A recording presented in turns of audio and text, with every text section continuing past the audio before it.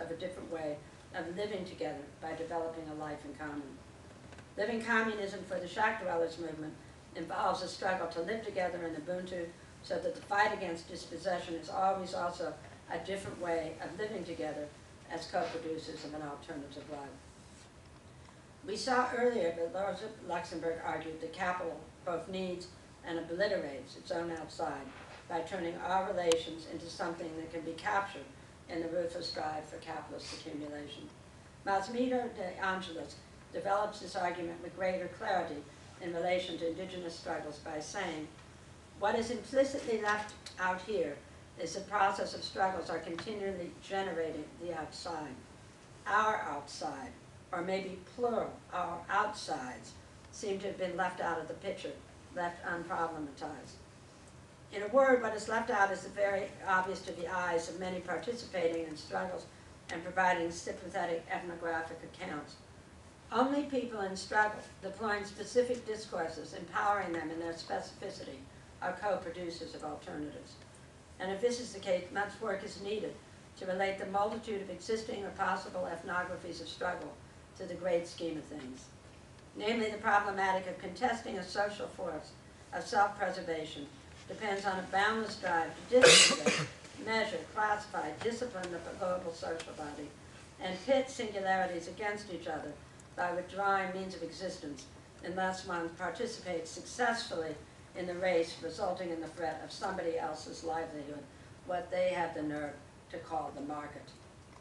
The problematic we have in front of us is just how do we articulate and produce commons among so diverse and place-specific struggles so as to constitute a social force that threatens the self-preservation of capital and at the same time posits its own self-preservation predicated on a different type of being together and a different type of value process.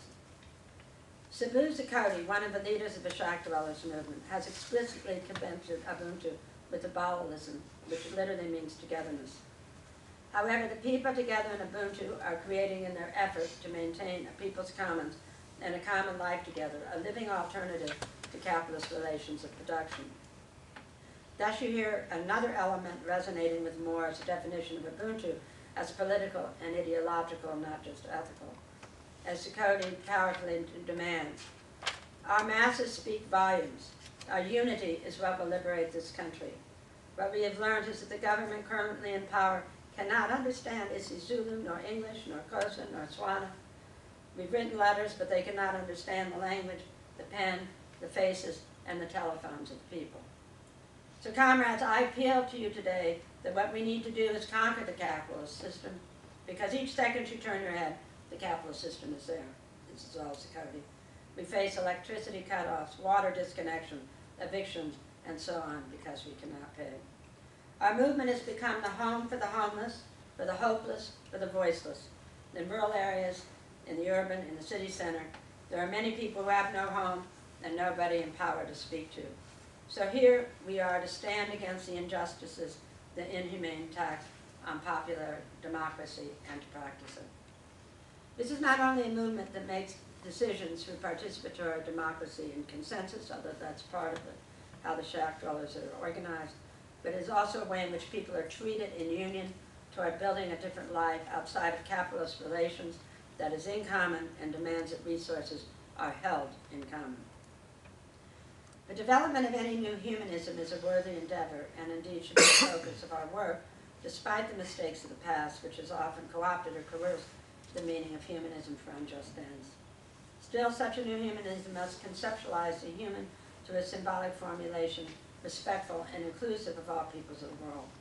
And we must take seriously the ways in which racialized capitalist accumulation threaten the progressive liberatory aims of any new humanism, let alone communism. Also, one must be wary of the ways in which African modes of self-writing wrongly inscribe redefined notions of history, uncritically support the Revolutionary Party in monolithic terms, cement the subject to narratives of victimization and subjugation, or function as an apology, releasing Africans from responsibility for failed project of liberation and towards socialism. Still, Ubuntu is part of the rich intellectual heritage of African humanism, may indeed be a meaningful way to think about the project or practice of a new humanism as an activist ethic of virtue and indeed the practice of what Subhuzu calls living communism. Alongside such struggles as the shanty dwellers, we have an image, to say the least, of human beings seeking, changing, and defending a notion of a human that is certainly made in common. Thank you.